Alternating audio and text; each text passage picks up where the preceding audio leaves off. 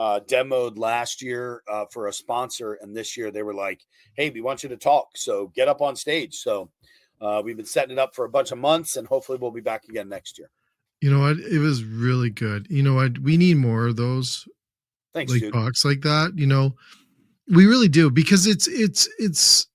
I was watching the audience. Like, I think the things is when I do those things and I go and watch other people, I really pay attention to the audience, because I do those things too. I speak on stage. Yeah. And I always kind of want to see, how's the reception? How are people taking that in? And when I saw the lineup after Yeah. of having to go shake your hand, Yeah. and I had to run because we were doing something else. I had to run. I was late for, but I was watching that. I was like, they registered. It's so funny because I try to speak pretty straightforward and pretty freely with the way that I do stuff. I'm sarcastic. I'm to the point. Some people take me as being kind of rude or offensive in the way that I speak, but that's a lot of those places are like, they're the ones that are struggling with their kitchens. They're the ones that are loving Yeah. the menu that they have. They don't think anymore about it. But in reality, I want to be a person who can speak freely and make a change. Well, the thing is I think that in a way, I think they like there. I saw that, but you registered then with them. It's Yeah. not the fluff. We're done with the fluff shit. I know. How And done are we? oh, for fuck's sakes! If I have to So listen to crazy. another fluff shit fucking talk, Yeah. that's why I love. I'm recording right now, by the way. I Yeah. love our show, because that's the shit I don't want. I don't want to sit on here and talk about this is what you got to do to your food cost. Right. And I love all those guys that do that. Don't get me wrong. You guys do a great job. But unless you're living the restaurant industry inside it right now, I don't Yeah. think you have I don't think you have I don't want to say this in the most respectful way. I don't think you have the balls to be Yeah. doing that, because I just got out of a 12-hour shift online or 16-hour shift in my restaurant, and then I'm going to go tell you what I think you need to do with your labor. Yeah. Then you can talk it. But if you're not, it drives me crazy. I'm immersed in food Yeah. cost every day. And people laugh at me because they're like, dude, it's so funny. Like, how much I'm paying for wings and how much I pay for ground beef. And, it's because, honestly, for the last 67 minutes, I've been on the phone with one of my clients who owns the restaurant, the gentleman that I spoke of when I was talking at at the show. I was just on the phone with him breaking down food cost again. We were just going through the pricing and inventory. We were just discussing yields. Okay, you guys are holding 80 pounds of ground beef in-house. How many burgers do you sell a week? How many shepherd's pie are you guys doing a week? How many Cincinnati chili are we doing a week? You need 20 for Shep, you need 20 for chili, and you're going to need how many burgers? We got 4 ounce and 6 ounce. What direction you want to go? And he was like, fuck. He's like, dude, now I get it. Now I know what you're talking about. And it's like, when we're able to break that stuff down and have a conversation and cost out a recipe without even having the pricing in front of you, you can write a recipe at that point. And when owners learn how to do this stuff, so I'm going to tell you, I just did this. Let me see if I can pull it up real quick. I just got notice I have to do this and I'm late behind it. So, I've got a session coming out called Owners and Chefs. Who owns the kitchen? Okay. Because what we see, and you'll know when I talk about this, is I say it all the time. Like, I have one owner who's actually a partner of mine. And the chef that we had in one of the properties that wasn't a property that I was involved in, I consulted on it and did that. But one of the big things is this guy eats out like 6 nights a week, and he eats at great places. It's not like he's going out for a shitty meal just to find something. He seeks places out. He searches places out to find great food, takes pictures of it, would come back and show it to the chef, and the chef would be like, yeah, we can't do that. It's not going to match our concept. It doesn't match what we're doing. It's not this. It's so much bravado and so much ego that gets involved in it. Whereas, let me tell you something. As the owner of a restaurant, when any owner came to me as a chef and said, hey, this is something I'd really like to see, like, I would have that product recreated for them within 2 days. Wow. Hey, buddy, I want to show you something real quick. Take a look at this. Let me show you what you showed me a burger the other night that had this, this, and this. Here's what I made. Oh, and it's the little things like that that if we just push the ego aside and we allow the creativity to move forward and take over and allow other avenues of creativity to help us, then we're all going to be super successful. You have a restaurant owner who's making money, who's seeing the stuff go on a menu or on a special or feature board that you want to put up or that they want to put up. You're making them happy. You're still doing your creativity, and we're making money at the same time, man. How hard is that? Do you find chefs, like, how do you put that ego away with chefs? You got to have a trick. You must have a wicked trick. You know, I mean, honestly, what my trick is I let every single chef know that before I start anything, I am owner first, because they're the ones who are paying me to be in that property. I love that. So my job is to make sure that the owners are financially sound within their business. And once I figure that stuff out, then I'm going to go back and I'm going to be like, yo, man, you're asking the chef for a food cost on a weekly basis, an inventory, proper purchasing, matching a budget, a labor that matches a budget, plus you're asking for creative food. This individual is giving that to you. Okay. So why are we not sharing the financials with this person?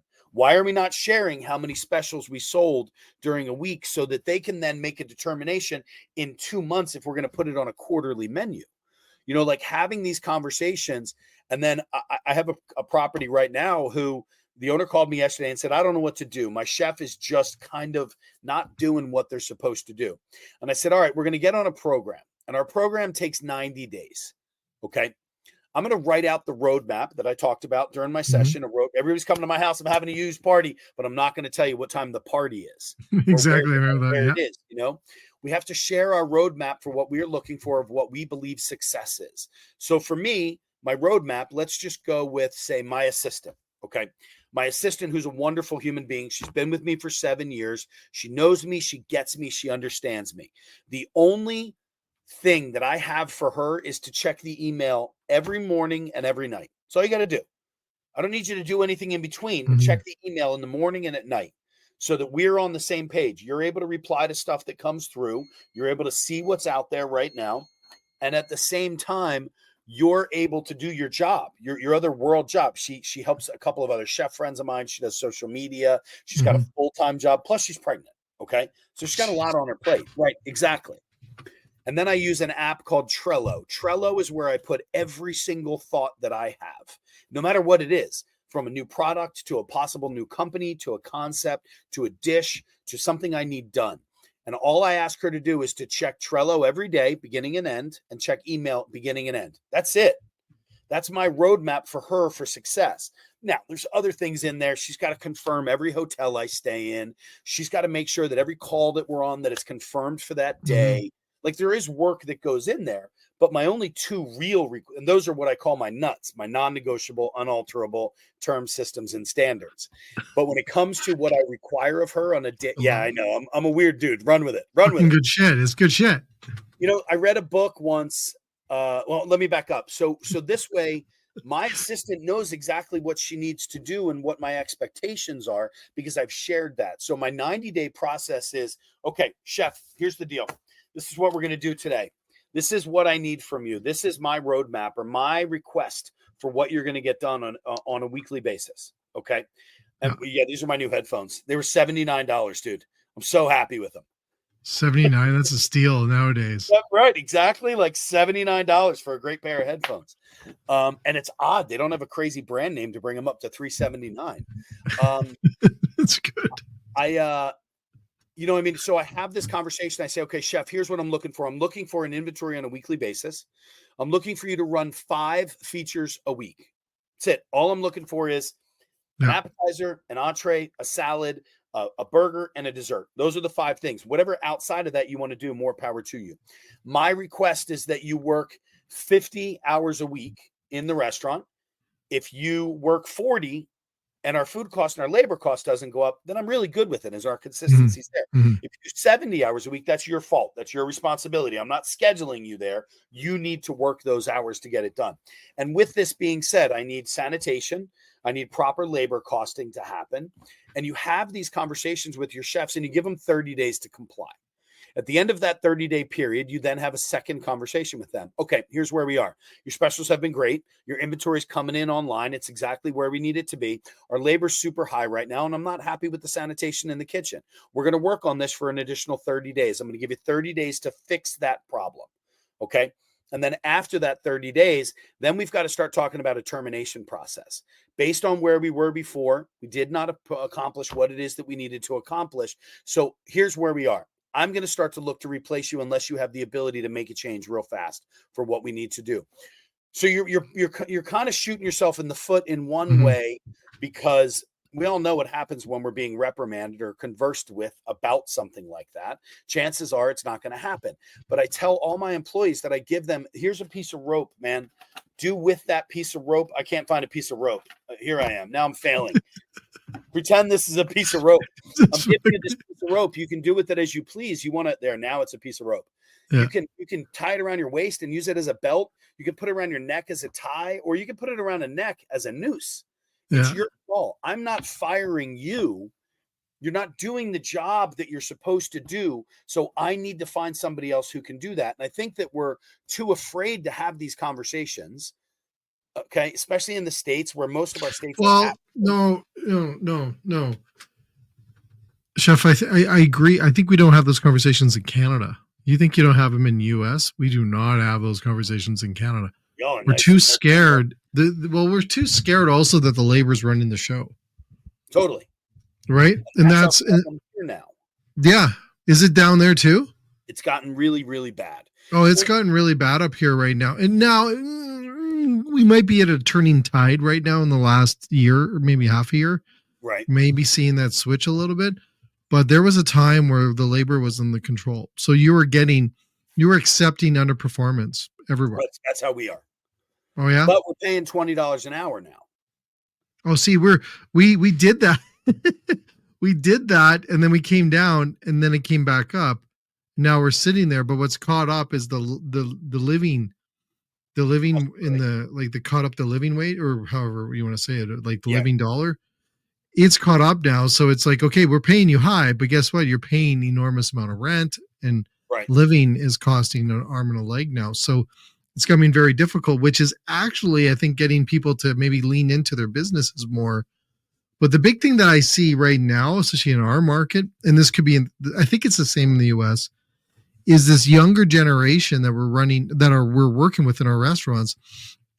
They're getting, and this could be different. Like I said, maybe it is different in the US, but Canada, a lot of them are very eager to learn.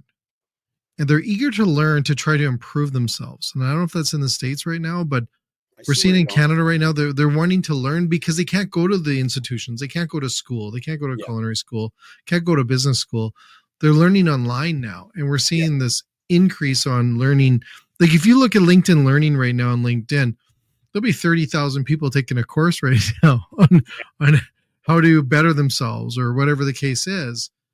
And there's thousands of courses there, and there are 30, 40, 50,000 people taking one course and spitting out 12 different certifications to help better themselves. But I do believe that's based on those two, the living cost of living is going through the roof and the wages at its max, because I don't know if we can go much higher on the wage side. I mean, it's really tough to even be able to make that happen. We're seeing some big issues happening in California now, where we hit a $20 minimum wage that it was happening to food employees.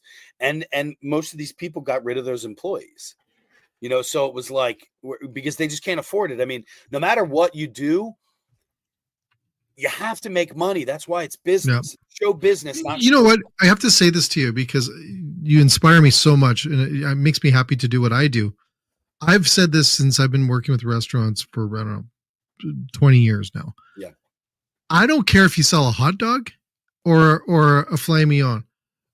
I don't give a crap as long as you're making money. Yeah. Well, I don't care. At the end of it, I don't care. My very simple process is charge accordingly. Yeah.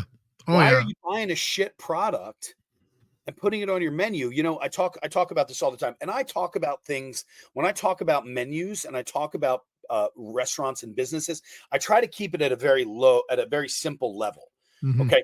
I'm not talking about the black cod that we just seared off and we added in a miso vinaigrette that's going over top of it, that I'm shaving Batarga across the top of it. That's not what I'm talking about. But in reality, I am. Okay. Mm-hmm. In reality, that's what I am doing. We have to charge accordingly. Look, if you want to have the best burger possible, then you've got to buy some really good ingredients. If I'm just going to put a shit piece of American cheese on top of a burger that's going to cost me $2.65 a pound, you break that down. Here's food cost again. You break that down. Each one is about a half of an ounce. I get 32 slices per pound. Like when you're doing that math, charge accordingly. Stop trying to build a menu based off of what your neighbors are doing and still trying to serve top products, because all you're going to talk about is how expensive the food is. Yes, the food is expensive. There's absolutely nothing that we can do about that right now, except buy shittier product. If you want to sell shit product in your house, then charge accordingly for that. But if you want to charge a quality product or have a quality product on your menu, you have to charge for it. I have a client who I talk to all the time. And a couple of weeks ago, he called me a couple months ago and he called me and he said, Brian, I'm going through the menu and I'm costing the whole thing. And we can't afford to buy Cooper American cheese. Cooper American cheese is the best American cheese in my mind made in the country. Okay. Where's it made out of? It's made out of New York. It doesn't come sliced. It's a pain in the balls. It's a pain in the balls. Because here's my world. I don't buy a slicer for a restaurant because it's like a $3,000 purchase when I'm opening my own restaurants and I've got a budget and I've got to determine whether or not I'm going to have a convection oven or a slicer. So I buy the best American cheese that I can buy, but then I also buy my guys the right tools to be able to cut that without it being a slicer. And I'm talking about a little wheel with a little wire that goes across it. Yeah. My staff stand there. But you know what I don't do is I don't bitch at my staff about their labor and their productivity all day long when I gave them that task. Okay. I gave them that task. I'm also the guy who, when I'm making guacamole, I don't want to just scoop an avocado out and drop it into a bowl. I want it scored and I want it diced because I like the way that it comes out. And I like the texture that it creates rather than just a mash. So for me, I don't fight with my managers, my staff, my chefs on labor, as long as people are being productive and they're getting stuff done. If you're going to smoke a cigarette every 7 minutes, then guess what? You're not being productive for me. So I've got to watch out for that. But if you're banging out that cheese the right way, and then you slice that cheese, we got to stack it on top of each other. We've got to put it in between parchment paper so that when I go to make my burger, I pick that paper up, I lay it on top of my burger with that cheese crisscrossed, ready to go. So it's a long prep time, but it's a fast execution. So I can serve food that much faster. But we deal with a lot of places that are like, oh my God, you're paying $5.78 a pound for fucking American cheese. Get out of here. What kind of guy is this? What are we doing here? And I'm like, we're making the best burger possible. Yeah. That's what we do. And it also comes down to technique and the other way. And what we found, especially after pandemic, with a lot of people who were making a lot less money than they're making right now, and they were much more qualified, is that they realized that they weren't really being respected for what it is that they did. So now we've got super high labor. We've got people that are putting big menus out there, but we've only got a quarter, or not even a quarter. We've got 75% of the staff that we had before, but now we're still expecting them to produce when we had 100%. So it's like, we've got to be realistic. So cut your menus back. I just posted 12 seconds ago that said what I said in the thing. I would rather have 25 items on my menu that I execute perfectly than have 50 and now I suck half the time. Because we used to say either be really good at 3 things, be amazing at 3 things, or shitty at 8. Right. Exactly. Same concept. It's that same way. You walk into some of these restaurants and a lot of these chefs are trying to, and a lot of people are starting to say to me, like, hey, you're not really a chef guy anymore. Now you're turning into an operations guy. But this is a business that we're in. And what I talked about the other day, which is like, now I'm interviewing executive chefs who don't know executive responsibilities. So we now, instead of me hiring or trying to interview for an executive chef that I'm going to pay, I have somebody right now, a client who's looking for a chef for $350,000 a year. Are you kidding me? It's a corporate executive chef. They've got a huge amount of responsibility. The people that are applying for this job, 75% of them are sous chefs at best. At best. And now look, I'm a shoot for the moon guy, dude. I'm the guy who says very simply, I can get the interview as a rocket scientist. I can probably get the job as a rocket scientist, but the next day they're going to know that I'm not a rocket scientist. Exactly. You know? So when I Exactly. interview people and I start to talk to people, and I would say 10% of the people that I interview, and this is aggressive, 10% of the people that I interview have sent me emails after the interview asking for a second interview because they felt that they were not prepared for the first Are interview. you shitting me? Because I ask questions, man. I ask questions as a chef. Number one, as an executive chef, what is your budget? How do you know how much you're purchasing? Why don't we talk about last week? Great glasses, dude. Oh, sorry. I've got to keep close. Sorry. No, I like those. Those are badass, dude. I'm a fan of those. Well, I was going to say, you're fucking, I think we might be brothers here, brother. I'm starting to like the digs too. Hey, that's my I know I've seen the hat fucking collection. It's pretty, I should have gave you one of my hats when I was there. I didn't even think of that. I have to send you one. Yeah. I mean, we've got to ask the right questions when we're talking to people. A lot of people, they just want to get a chef in who can cook. Well, that's great, but who's going to oversee the restaurant? Who's going to oversee what's happening in the kitchen? And then when you hire a chef who is a very direct chef de cuisine, as opposed to a corporate or an executive chef, then what you're doing is you're selling yourself short on your business. Yeah. You need to have somebody who can help that person and oversee them. So I spend probably 10 to 15 hours a week on the phone just coaching chefs.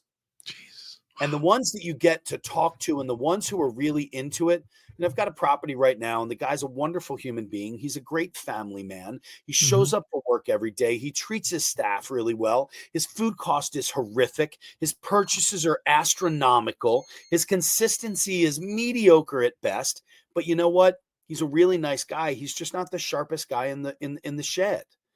And so I'm spending a lot of time with him to coach him because nobody's ever done that before. Yeah. And I have people who ask me all the time. I had a kid who walked up to me after the session on Monday, and he said, "I'm working with this chef right now. I've been there for 3 months, and he's not sharing information with me on things that I should know." I said, "Then get out, get up and go. You're 25 years old, dude. When are you going to learn about food costs more than right now at this moment? Chef, can I help you do inventory? I'll come in for free." A good chef is going to say, "Yes, you can come in. Don't worry about coming in for free. Clock in and do it with me." Because in reality, the $40 for the 2 hours that it's going to take me to do the inventory, and it's little stuff, left to right, top to bottom, never go shelf or never go sheet to shelf, like little things like that nobody talks about. And then when you go through it, let's discuss par levels. Let's talk about what's being prepared out of that product. It's the same as when I tell my chefs, one of the things I want from you is I want you to spend 1 hour a week with every employee in the kitchen, dishwasher, all the way up to chef or chef or sous. Like, why would you not, man? Spend an hour with the dishwasher and watch what they're doing. Maybe you have a trick, or maybe they're going to show you a trick, but it's that little bit of respect that people want now, because I think that the millennials, yes, they want to do stuff, but I also think that they want to be inspired and they want to be educated. Oh, hands down. I was working on some of that the other day, just on the inspiration. I said, I'll take someone that's inspired over someone that isn't any day, based on skill set, right? Yeah. Someone that doesn't have the skill, but has they're inspired. They got the motivation. Don't hire based on skill, hire, but based on that motivation, inspiration, inspire. I more than agree with you on that. I think because we've also lost that. We've lost a lot of the ways of inspiring people. Like, you inspire the shit out of me, by the way, chef. Thanks, but that's the thing. And I have to say this to you, and this is not to blow air up your ass. You are almost, I don't even know how to explain it, because the way that you think, trust me, like, we're on the same path here, because I think the same way. I feel like sometimes we're like 12 miles ahead of where the situation's at, because we're thinking, like, you're probably thinking weather, you're probably thinking how people are going to receive the product, the dish, the food, the cost, the labor. You've got this whole thing mapping out in your head that is almost like you're an artist playing, you're conducting, you're the conductor out of a symphony. You've got that, right? Like, this stuff. And Steve Jobs was that way. He was that way too. He could see for way ahead, and he knows that. And if you watch the one movie, the guy says, "I don't know how to play all these things perfectly, but I'm the conductor. I know Yeah. you just sit in your aisle and be quiet and sit in your chair, and I'll make you a rock star. And I see that with you, and I love listening to you talk, and I love the way you see things because you're so far ahead of the situation at the moment. And I hope people, and I guarantee it, that's why you're so successful, see that because that is incredible. Your skills are mind blowing, dude. Like the way you're talking, like the way you're seeing things, like I get it because I'm there. I understand. I've been doing this too a long time, but when you hear that, it's gorgeous. Like it's beautiful the way you talk and how you see things so clear. Like you must see a restaurant in a different lens than like I would love to just take your the way you see it. You must sit in a restaurant and it must be almost slow motion of seeing everything on how it works. It must be like One of my in favorite this things. moment. One, thank you very much for that. I really do appreciate that. And I attribute it to one, I've been in this industry for 30 years. And I talk about the fact that there's a 10-year time frame. There's the first 10 years of my career. That's never going to change. It's never going to change. There's nothing I can do to make that change. But my last 10 are ever evolving. They're changing every single day. A conversation that I have with somebody this morning is impacting what it is that I'm going to do tomorrow, which is another day in my 10-year time frame. So if we get out of the world of, look, I still use fucking Excel spreadsheets on my inventory, brother. Why? Because so do you and 90 other percentage of all the other chefs in the world. But now everybody's like, oh, I can get extra chef, or I can get this guy, or I can get that program, or I can get this. But the problem with those programs is we're dummying down the craft of The what fundamentals too, which is not just creativity, it's organization. And if my invoices are coming into my computer prior to me looking at them, I don't know what the new price is. Like today, guess what? Romaine just had an increase again. Guess what? The cheese sauce that I'm buying for a property in Cincinnati just increased again. Guess what? Asparagus went down. It's like looking at these things and doing it on a daily basis. It happens. And I know that because I look at inventory and I look at the numbers and the invoices when they come in. And I make a phone call to my purveyor and go, dude, what the fuck? My bread went up $10 a case. Like, give me a break. And he's like, oh, we had da. You know, I mean, it's like there's a conversation that happens there.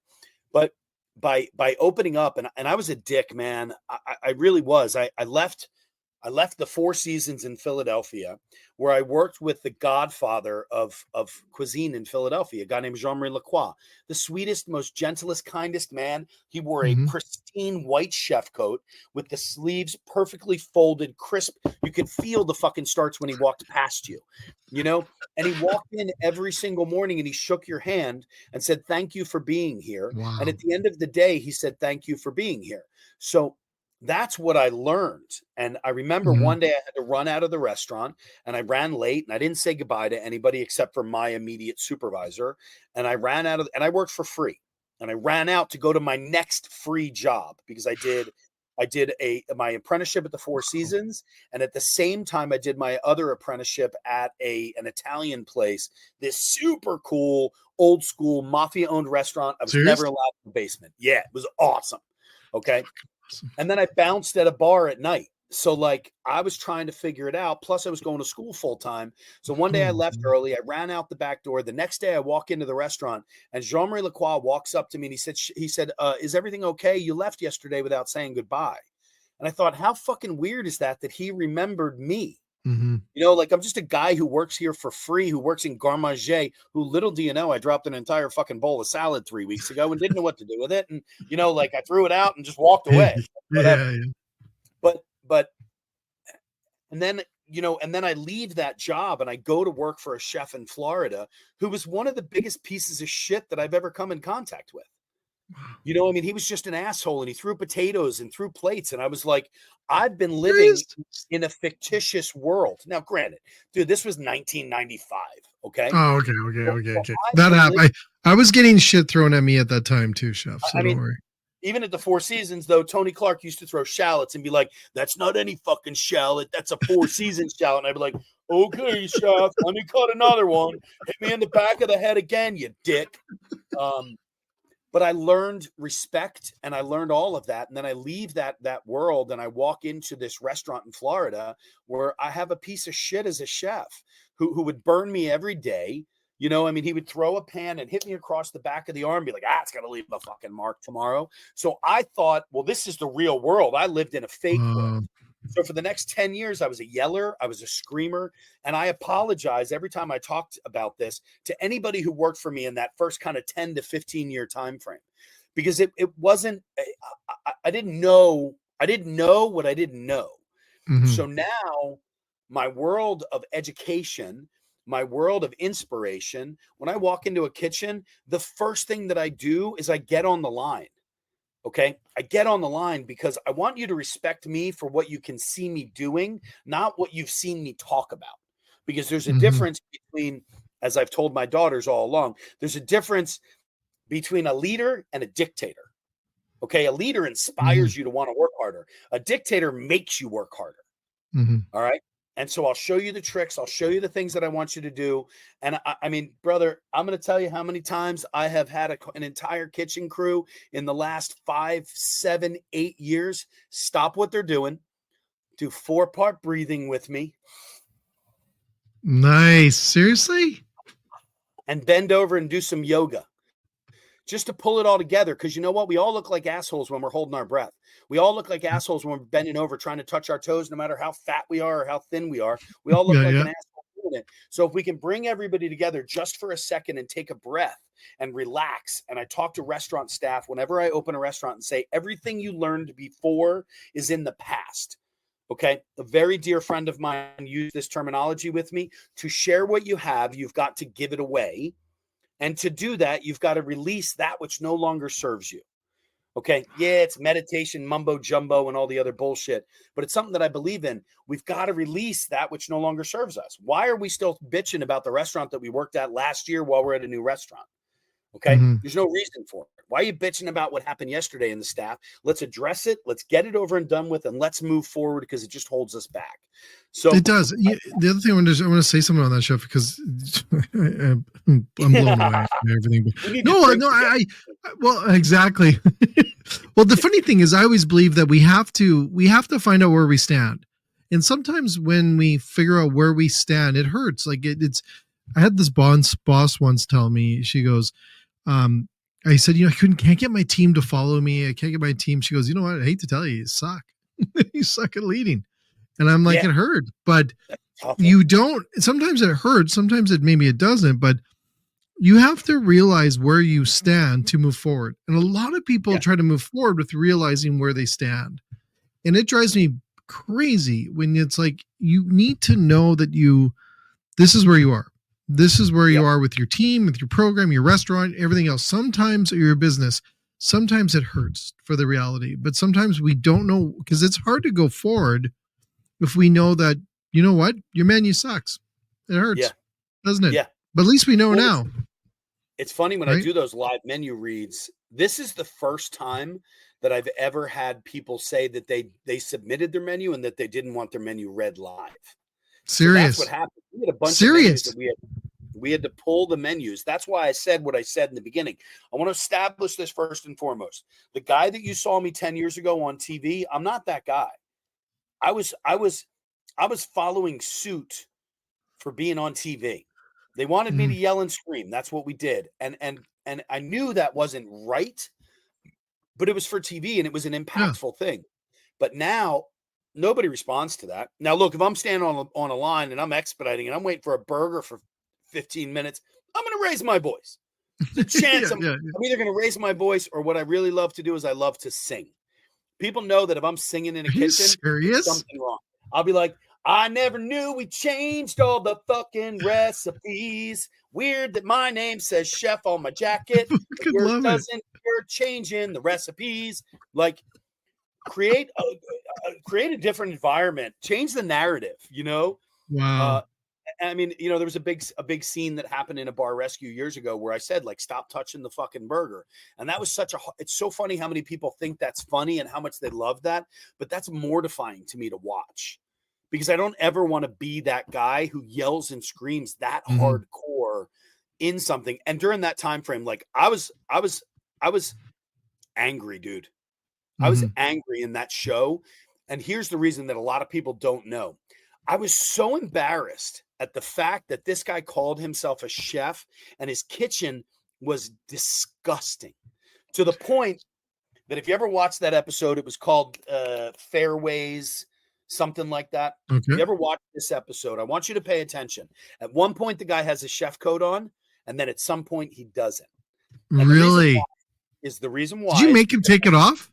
I said, dude, you need to take the fucking jacket off. Are you serious? No way. He's like, I graduated from culinary school, dude. I know what I'm doing. And I said, if you graduated from culinary school, then I want you to tell me, I'm trying to find something that I can play with. I want you to tell me why this bruschetta right here is fucking bubbling. No why is it fucking bubbling? way. Tell me why. And he said, dude, I don't know what you're talking about. We just made that. And I picked up the 6-pan and I said, take off the fucking jacket. And the guy's like, I'm not taking the jacket off. And I leaned forward with the salsa and I poured it all over the front of him. This was, serious? I told you I was angry, dude.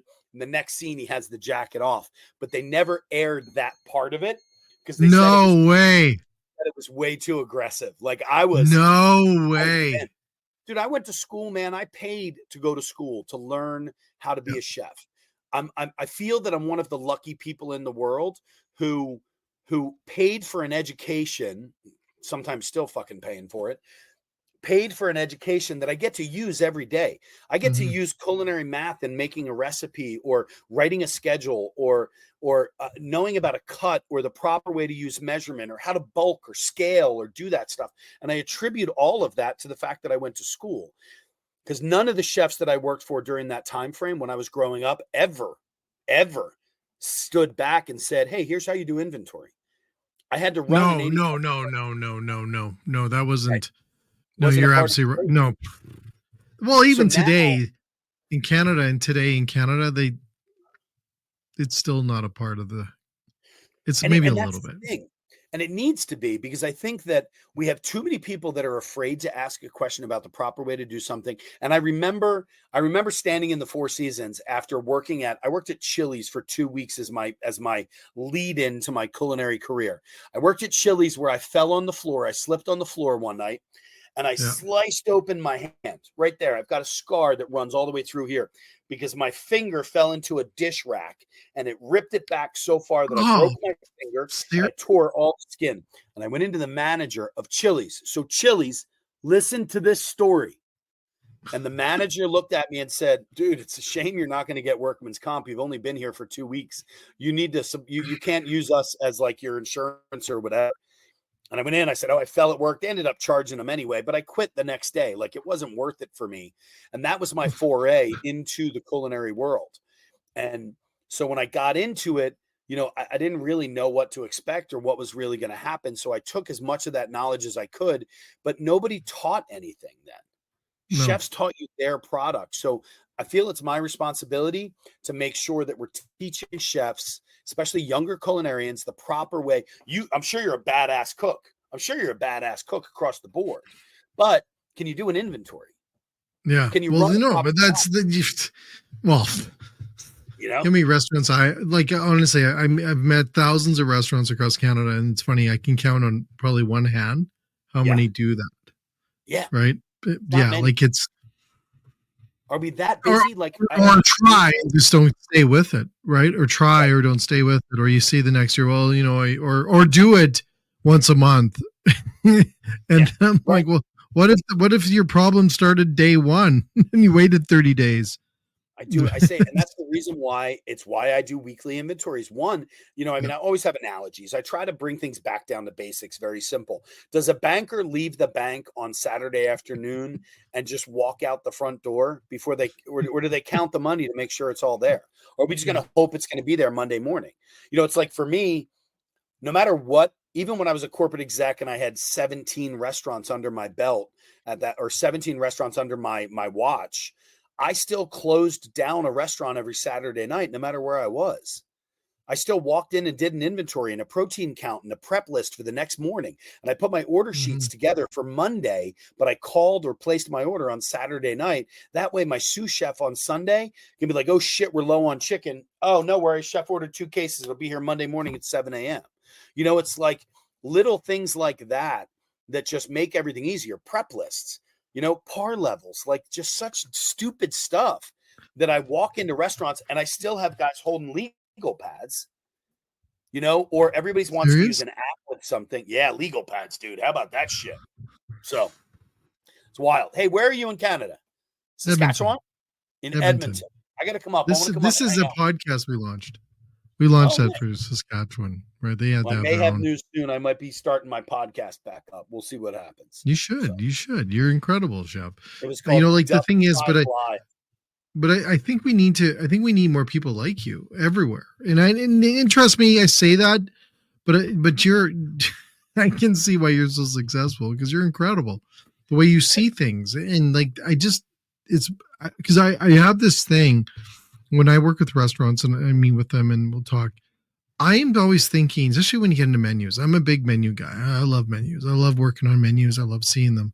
And when you're Yeah. talking about them and like even listening to your talk this week when I was in Chicago, sitting there in just awe, I was like geeking out just because the way you see menus, I have some point like with same similar ideas when I look at them. I'm looking way down the road. I'm not looking at that moment right now or the big fancy, oh look at me in this and that menu. I'm looking at the way that it's going to work and it's going to work to be successful. And there's not a lot of menu people like that or people looking at menus that way today. And they're pumping out so much stuff that's confusing. Do you find a lot of confusing menus out there? Across the board, because not only do I look at a menu, you know, I look at a menu as a billboard. I look at it as a marketing tool. I look at it Yeah. as an ROI for what I've got going on. And like I even said this during my class, when I build a menu, I build a menu that's color coded. I know that sounds weird, but when I look down at a menu and I know that grill is green, fry is blue, saute is yellow, and pantry is red, so that when I build a menu, and I look at that menu, because it's not just about the food and getting the food out. It's Mm-hmm. about creating a symbiotic relationship between every station and then the front of house as well. So if I have 15 items that are green coming off of a grill and 2 items that are coming off of a pantry, I don't have a balanced menu on a staffing level. So I try to balance items out, and I'll change a recipe, or I'll change an adjustment or a presentation, or where a product is coming off of, or change a Mm-hmm. prep list.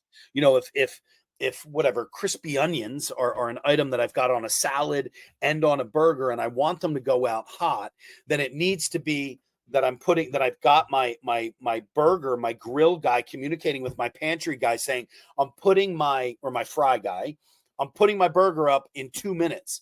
I'm ready for those crispy onions. Like being able to have that communication Yeah. that happens back and forth.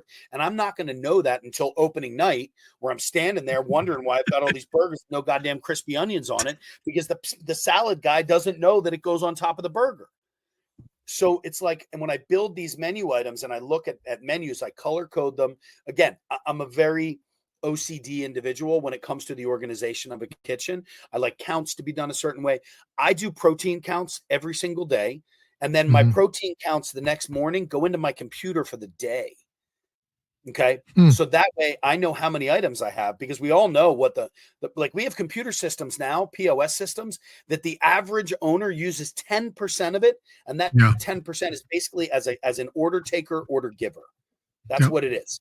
They don't use it for what it's worth. You know, you can put your items in so that as I have 50 Nashville hot chicken sandwiches, every one that gets ordered, it gets counted down.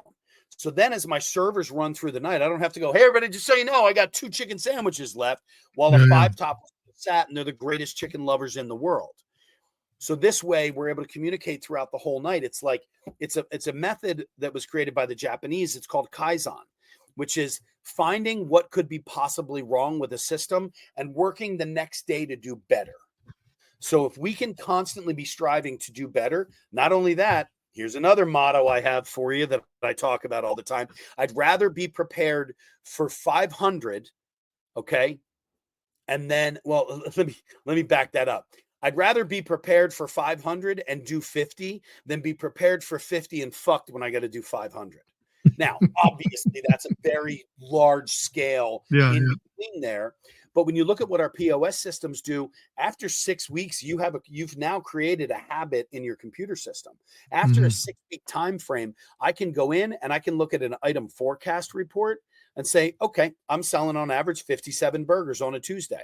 So I would actually print out my item forecast for my line guys and girls so that they could look down and go, all right, I got 57 that I'm on average I sell today. I need 58 on my station because I always wanted one extra just in case. So by doing that, we're prepared. And there's nothing more fun than running a prepared line, man. When everything is at reach, it's like watching a symphony unfold. It does.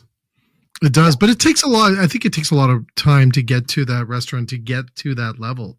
Very right. Because not every restaurant's like that. I'm sure you walked into what's the most disastrous restaurant you've walked into? I might have to take my glasses off for this one. What's the one you walked in there and just, you will never forget it? One of those moments. Honestly, because I did bar rescue, I've had some pretty horrific experiences, but so I'll give you two.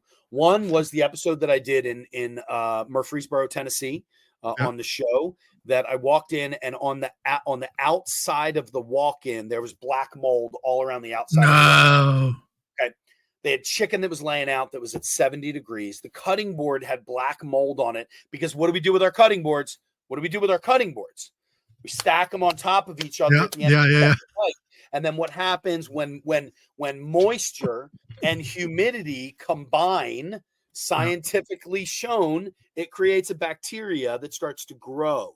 So that's why my cutting boards, at the end of every night, I put my cutting boards back on their station where they belong, and I take a B&B plate, weird, and I put it underneath of it to create circulation that runs through the whole thing. My kitchens at the end of every day are set up for the next morning, including my steam tables. My steam table is going to have a 6-pan in it and then a 4-ounce scoop. Behind that, 2 6-pounds, a 2-ounce, a 2-ounce. Because what do we spend in our mornings running around trying to do? Find the proper equipment of where. I was going to say, find the insert. So set yourself up for success. That language is in through my head, like my PTSD. Yeah, exactly. But it's like little things like that we just don't put into our daily routine. Look, my clients, I'll show you something. Hold on. Okay. I'm going to show you something real quick. Let me go here. HOM. Okay. Do you know what that is? Okay, it's a list of something. Yeah, that's my prep list and my protein count. Do you know how many of those I have? I have every one of them. Do you know why? Really? Because they send it to me at the end of every day. And they take a picture of it and they send it to you? And these are not my individual restaurants. These are restaurants that I monitor.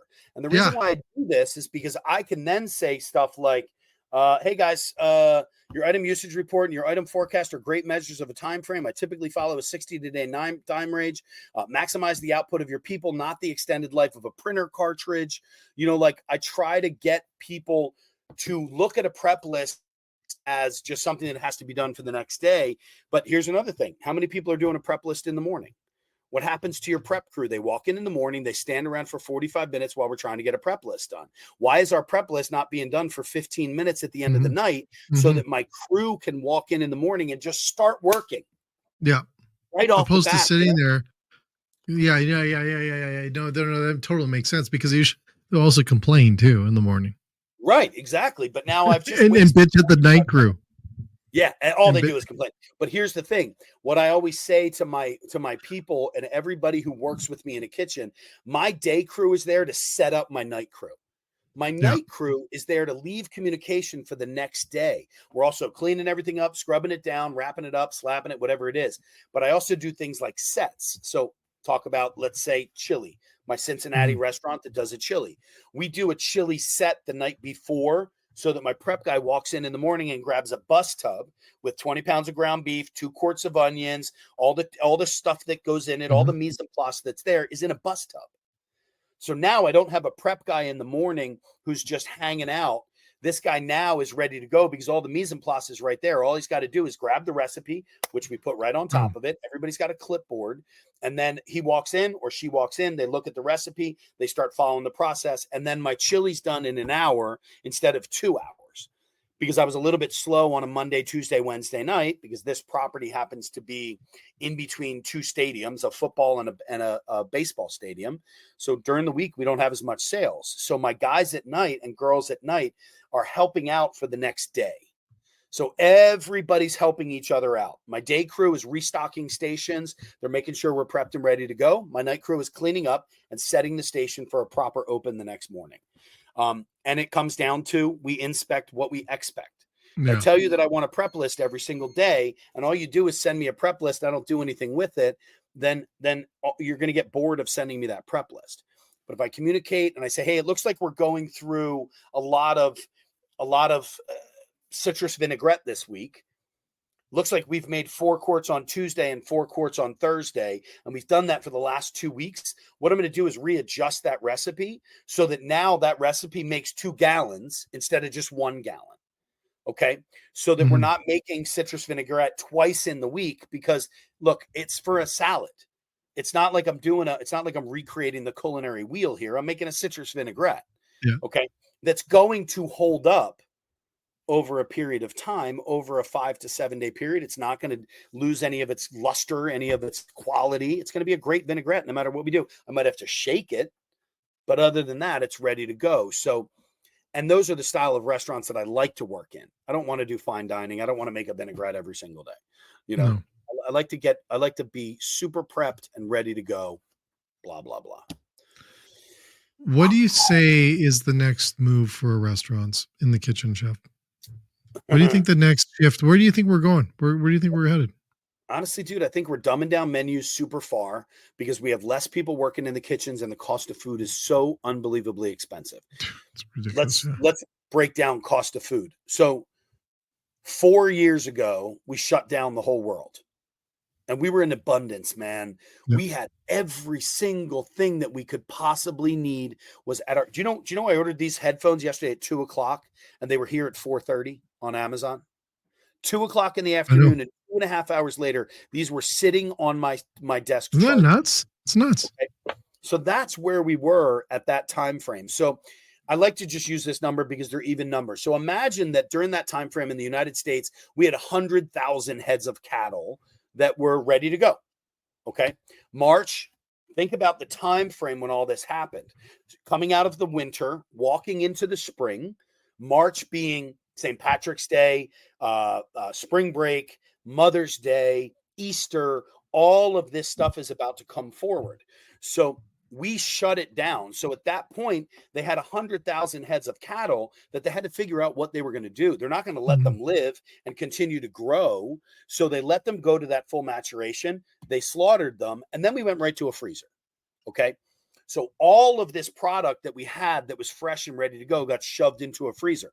I mean, I was buying chickens at my barbecue place for 75 cents a pound because I was getting chickens that were put in a freezer 5 days beforehand. So I'm buying them frozen. I'm bringing them in. I'm slacking them out. I'm breaking them down because my 16-year-old prep guy butchers chickens better than I do because I showed him how to do it, and he had to do 40 of them a day. You know, so it was like all this product was put into a freezer. So now let's fast forward to 21. We're still in a weird phase. We don't know what we're going to do. We're kind of getting to a point that we're running out of our back stock, but we just killed everything. And we don't have any new growth ready to happen. So instead of doing 100,000 heads of cattle, we're only going to do 50,000 because we're still super confused about what we're doing. And this applies to chicken, poultry, the whole 9 yards, produce, everything. Oh, yeah. So now we've got this limited amount, but the world is starting to open back up again. And we're really at a maturation point now where the cattle that we started to raise during that 21-year time frame, or 2021, we're now at a full maturation at 2024. So we're going to see a decrease happening soon, but it's just not there yet. No, we're still paying. And the other thing is, a lot of these fucking purveyors are still blaming stuff on COVID. They're still blaming it on supply chain. They're still blaming it on other stuff, which I know that's a percentage of where we are, but it's, it's not the full story. It's not the full story. To be paying $75 a jib for oil is crazy. It's insane. It's insane. It's insane. Because we're also, I don't think the consumers, it takes time, as we know. Consumers cannot accept menu increases that we're seeing right now. It's tough, man. It takes time. Yeah. It takes time. I used to collect a lot of menus, and I would see, 60, 70 years ago, steak sandwiches selling for, a little less than we are today. Yeah. But then I was looking at, well, a house was $5,000 to buy. Right. And then I look at menus going, well, it's only increased X percentage from the 60 or, the 1940s, 1920s, 30s, whatever, to where it is today. And I'm like, well, it took a long time for us to accept that increase. Now we're saying over the next, 2 years, let's say, since the prices have went up on products, that menus are okay to charge $30 for a burger when we were $10 last year. Yeah. It takes the consumer time to adjust. Well, it takes time. It takes the whole industry, the whole market, wages and everything else to start to catch up. We just went, boom, and then saying, well, people have to accept all these other reasons. Well, it's tough for the consumers to pay those high prices to accept. And then we bring in the value part. Oh, no, it's an experience economy. We have to provide lots of value to offset the cost of those products. Well, then we have lack of training. We have lack of value. And then it's really difficult for these operators to make that shift over to make success happen without using folks like yourself. It blows my mind. One of the things, first off, when I build menus that have, there's a percentage on there that you are taking price. Okay. Yep. Let's be real. And what do you mean by that? Tell me more about that. Taking price. French fries are at a great price point right now. Okay. Everybody loves a French fry. And this is coming from a guy who's been an ambassador for the largest French fry company in the world for the last 7 years. So I know French fries. I know the varieties. I know everything that's out there. And I also know the price of them. 7 months ago, we were at $65, $66, $67 for a case of French fries. Right now, we're at $54. Break that down. 54 divided by 30. Do your math. You know where we're standing. Yeah. Okay. I'm going to put 8 ounces of French fries on a plate, which is a lot of French fries. Let's just establish. That's a big portion. That's a good portion. I can put 8 ounces of fries in here, standing up, looking beautiful. But I can also charge $9 to $10 for an 8-ounce portion of fries as an appetizer, with adding 3 to 4 different sauces with it, maybe offering 3 to 4 different seasonings. So you're now customizing what you're going to get, but I'm taking price on that. The average food cost when it comes into that play, when you add that stuff on, works to be around 21 to 27%. Yeah. Okay. As an industry, we like to hit 30 to 32. So I'm going to take price, meaning I'm going to add a couple of dollars, an extra $1 or $2 to that, to create a really cool appetizer. Because if you think about it, your basic sauce, let's just say we're doing like a spicy ketchup. Spicy ketchup is 9 cents an ounce. I'm putting 2 ounces on a plate. I'm going to do a roasted garlic aioli. That's going to cost me 16 cents an ounce. I'm putting 2 on a plate. So when you break it down that way, my food cost is low at a 21 to 25, 26%, but then my burger's hitting 30%.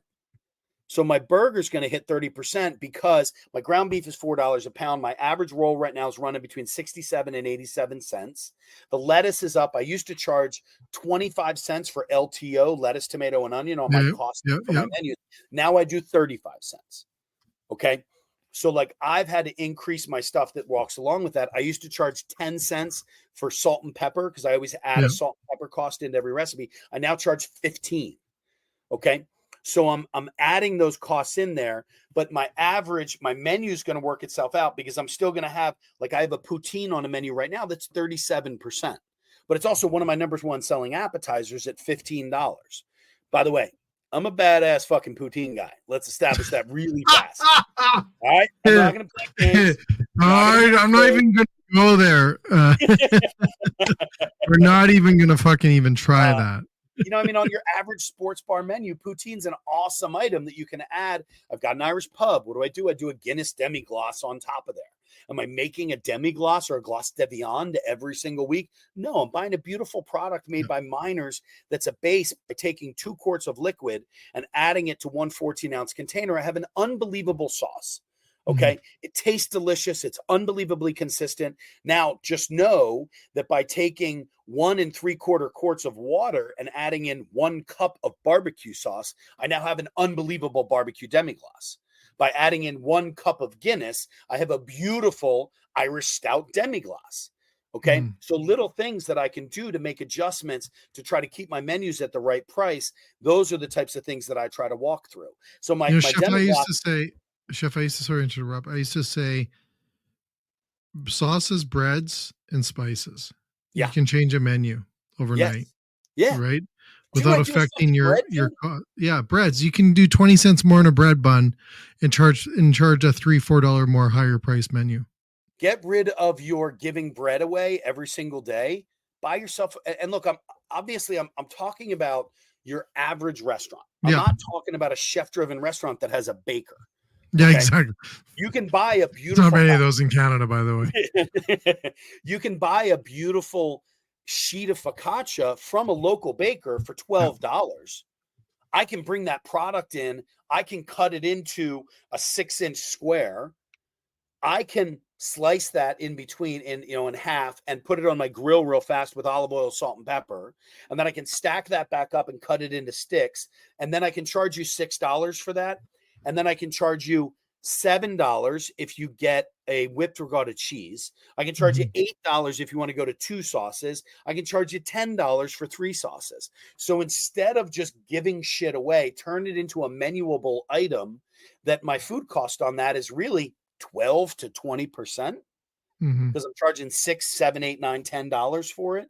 But you're creating a memorable menu item at the same time. So if everybody just thinks outside of the box for a couple of minutes, look, it's like my breads.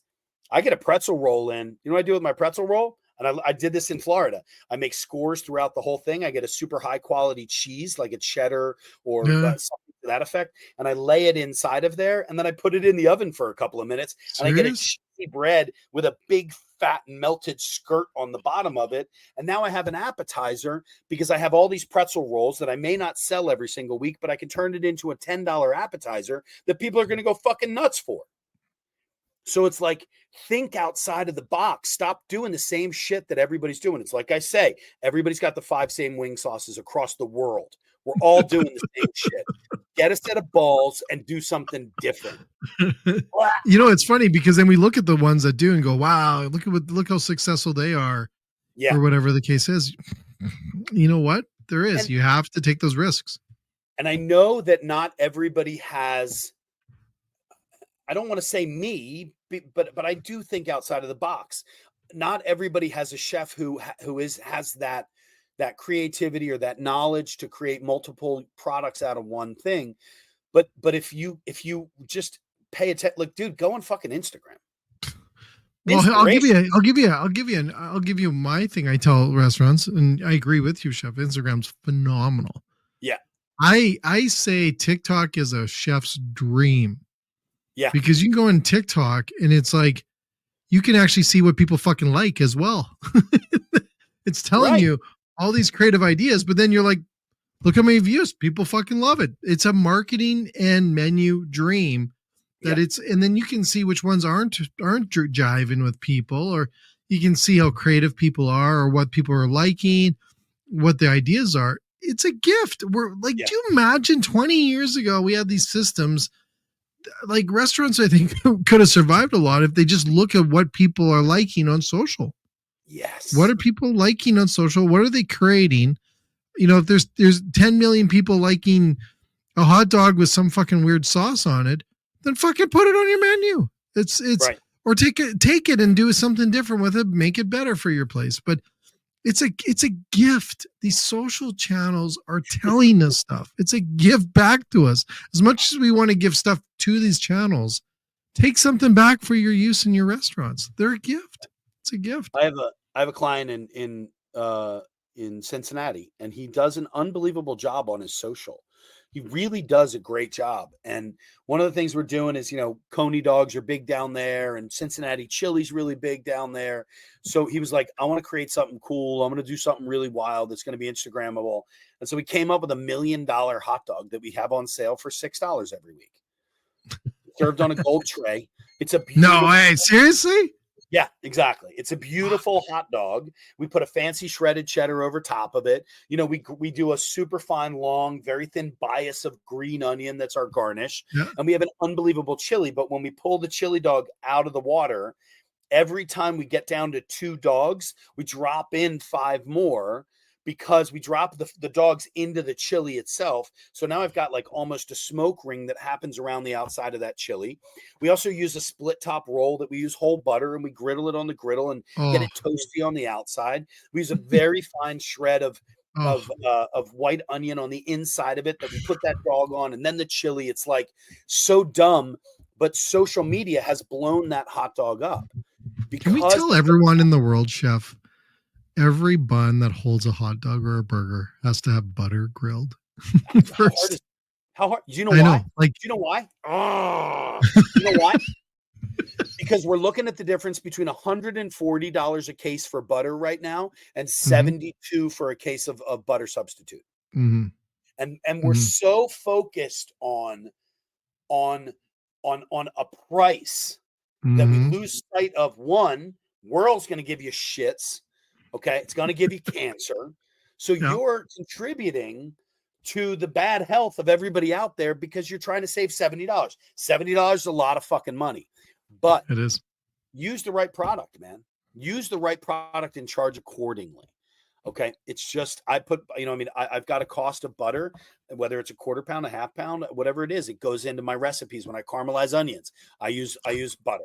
When I do whatever I'm going to do, there's a butter involved, like Chef, can I mushroom. give you a recipe? Yeah. Can I give you a recipe? Okay, Yeah. this is my mom's recipe.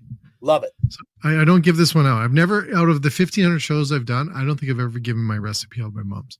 Everybody It, stop listening right now. exactly. Okay, so No this is vodka my next to the mom's. floor. This is my mom's chicken wing recipe, and I swear to Okay. God. So I did this in one restaurant. I gave it to my friend. He owned a restaurant. I came in there. He did the 40-pound chicken wings, and he was going to do a special. He used my mom's recipe. So the next day I go into his restaurant. I said, so gee, like, I'm all excited. Hey, how many of these did you sell? None. And I'm like, what? Because we fucking ate them all. I love it. Love So it's like I think they call it a Japanese chicken wing. it. So Okay. you take the chicken wings, you just do a flour, like a flour, a little bit of I don't know what we call it in the US, but it's like an all seasoning salt. You put Okay. into the Yeah. flour a little bit of that. You do an egg wash on the chicken wing. Okay. Okay. Egg wash, chicken wing, roll it in the flour, and then you fry them in butter, not oil, Yes. butter. So they're Okay. butter and the flour. Then you do sweet and sour sauce, right? Make it up separately. You put the chicken wings in the sweet and sour sauce. You let them sit overnight, and then you bake them in the sweet and sour sauce. And then you take them out, cool them, serve them that way. Yeah. And they fall off the bone because they're very delicate because of them sitting all night in the sauce. So you have to be very careful. But they are the fucking bomb. And but but the part is the butter. Yeah. And you're talking about butter, you have to fry them in actual butter. No cheating oil, no none of No that world. substitute shit. It's fucking butter. I think it's for every pound of wings, it's a pound of butter. So So not cost I effective, but put cost to the side, like you're saying. It's But if you about do the it the right fucking wing. way, here's the part of that. If you do it the right way, so like when chicken wings were hitting a point where they were, $300 a case. Okay, wings Fucking down here crazy were birthday. disgusting during that time frame. Think about that. So I'm going to at that point Restaurant Depot where I'm picking up my food, Okay. and I'm walking down and I'm like, you know what? I got to do something different. People really like the stuff that I'm doing. They want a wing. Wings are super expensive, so I bought chicken drumsticks. So I take the drumsticks and I French them. I run Okay. my knife around the top of it. I push it down a little, and then I store them in a bunch of citrus. I store them in a bunch of fresh herbs, a bunch of different seasonings, and buttermilk overnight. Just let them sit in that buttermilk overnight. Next day, when you come in, I melt down Mm. 10 pounds of butter for 15 pounds of chicken. And then I Oh, put that butter in there, and I literally, very low heat, I cook them for 35 minutes in that butter. And then I pull them out, chill them, and then we dip them in cornstarch, rice flour, masa flour, and like soda, like sparkling water. Okay, yeah. Some herbs and stuff like that. It's like a Korean fried chicken on crack that comes out, and it's like glass cracking when you bite into that. And it's this like confit chicken leg that I serve 3 for $9. There's taking price. I serve 3 of them for $9 because the perception of value was there. When you look up and there's 3 chicken legs sticking out. Yeah. We were able to pick 3 sauces. So we would literally then dip them in one sauce. So like a buffalo. Oh. And the next would be like, I used to do this really funky, like red wine ranch. So I dip it in a red wine ranch. Red wine ranch? Red wine ranch. Yeah. Yeah. I play, man. I try to take like classic American liked flavors and do cool shit with it. The other thing I just want to mention, because you did say that on my mom's wings, the part that really was the killer, a lot of people, was you also had to use sugar in your chicken wings. Yeah. Sugar. And that created that caramel, like that, like you said, that Japanese kind of flavor. The thing that I think that we're missing when it comes to teaching is utilizing little stuff like vinegar and sugar. That acid and that sweet balance that we have in so many places. I think so many people go for heat. Now, again, I'm not talking about your finer establishments. I'm talking about the average restaurants. How many of us are still fucking using sweet chili sauce? Way too many of us. Okay. How many of us are still using the same sauces that were shown throughout once it makes it to Fridays, like you need to get it off your goddamn menu. Okay. You got to pull stuff when it starts making it into 100%. Situations like that. The other thing that I say is when you see that McDonald's and Taco Bell and Burger King and Wendy's and Checkers and In-N-Out and everybody else is raising their prices, we've had to struggle with that for the last year to year and a half. We've been absorbing that cost. We've been sucking that up. Well, they've been trying to find a way and do the buy right, because they do it all based off of buying. Okay. They're not running their prices as cheap as they are because they're ordering individually for each restaurant. They're saying, as McDonald's, we're going to buy 700,000 pounds of ground beef next week.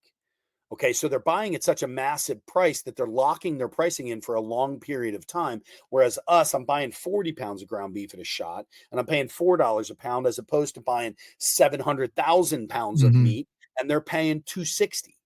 Okay, so there's like a way that all works out. But ultimately, they've got to renegotiate their prices again with their purveyors and say, okay, this year we're going to buy 600,000 pounds and we're going to pay $3 a pound instead.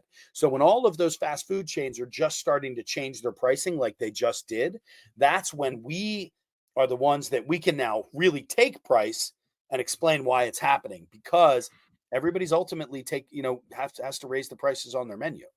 So plus we're at the highest labor rate that we've ever seen in the entire country in such a short amount of time. Yeah. It's been hard. Frame, 16 to 18, almost 20. It's so it's hard. been a big change. Yeah. Well, Chef, I have to thank you for the time today. I'm sure we could talk till tomorrow, but I know your time's precious. We're just going to keep going.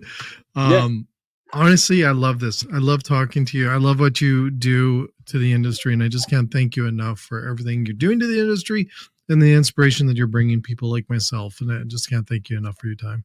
I appreciate it, brother. The one thing I got to say is we got to change the narrative. It's that simple. These aren't the old school days. We've got to educate, we've got to inspire, and we've got to make we've got to make better menus for our clients. Think bigger, think bolder, think stronger, think better flavors, think better products. And the only way we're ever going to get there is by asking for it. And it doesn't start in the restaurant. It starts with the guest. The guest has to say, I feel like shit every time I leave this restaurant. Why is that? Because they're serving me shit food.